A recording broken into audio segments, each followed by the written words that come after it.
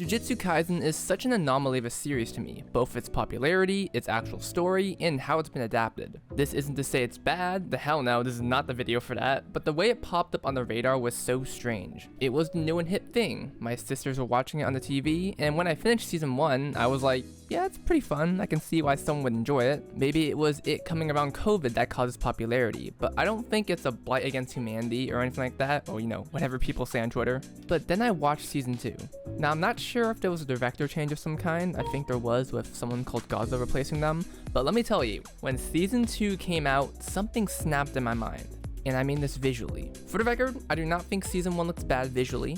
I know a lot of people really prefer that detailed, almost dirty look to the series that low-key shocks me on how much they put into it. However, with season 2, things got a lot more simplified with the shading and designs. And opinions aside, even though I'm saying my own opinion, I think the compromise we got was amazing. Now, what was this compromise?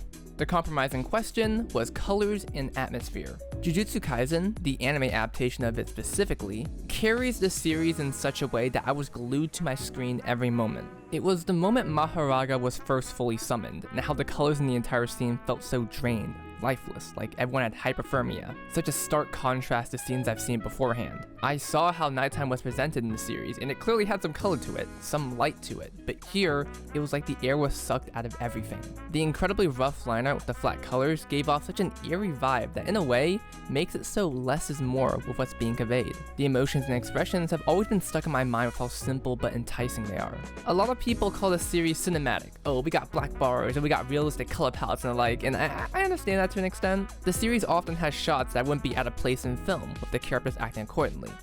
In terms of character movements and the like, a lot of it is given that rotoscope / smooth effect that you'd see in real life. But that's just one of the ways the characters move.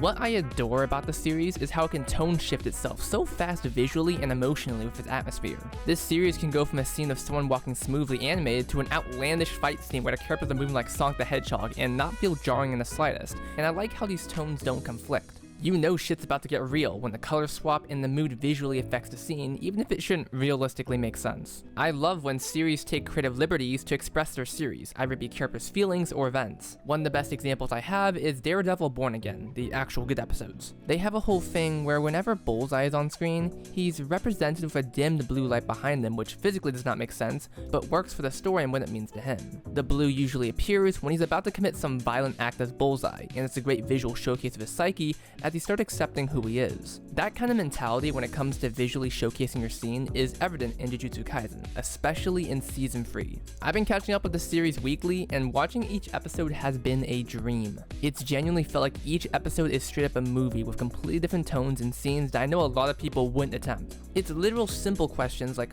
let's make the sky this color instead of the usual blue, to let's make the color of blood be purple instead of red. Those decisions, while small, can do so much to how the scene is supposed to be viewed. It's times when the scene shifts to a more cinematic view that makes it more engaging because of this stark contrast, where what we see is truly what we see, no illusions or visual expression whatsoever. Having unique visuals can do so much to capture the audience's eye. The one episode where they detail a Terraria crafting tree should be boring in concept, but visually it's giving a unique identity with the whole conspiracy board timeline, along with the unique feel of the area with the characters' outlines being pink instead of the usual black. Every little thing matters for a scene like this. Go through season 3 specifically and land on random frames and you won't be able to tell if they're from the same series or not. It's that unique while not being too jarring, which is the biggest compliment I can give.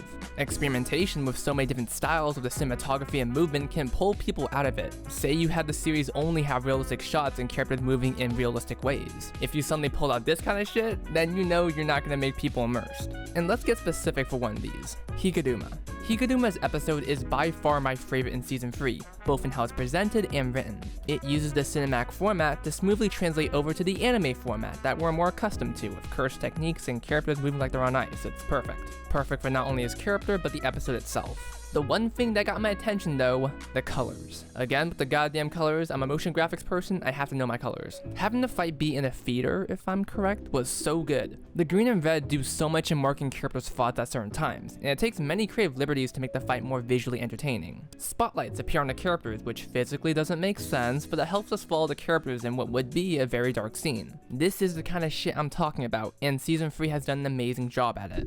Here's the thing though, this is mostly because of the adaptation. The story is pretty good and I enjoy it, but most of what I enjoy is admittedly how it's adapted visually. There are so many ways to adapt a series. You can see people get upset their favorite manga panel wasn't recreated frame by frame, and it just shows how people would adapt things differently. I've read the manga, and there are certain scenes that weren't adapted in the way I thought, but that's okay. The director of the series is clearly taking a unique approach that he wants to take, and it's simply his job to ensure we see it the way he wants us to see it, and he's done an amazing job at it. This is a unique style and adaptation that I actually don't want other series to have because I feel they lose sight of what makes the adaptation good.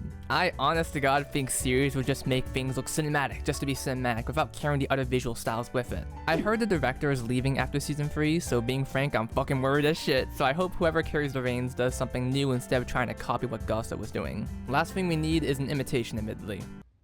Oh, right, hype moments and aura, all of this just eye candy, and there's no depth or anything to source in this series, and if you do see it, you're just looking too deep in the series. This series only has battles for the sake of battles, not to have any character growth instead battles, and also I hate Yuta Kotsu.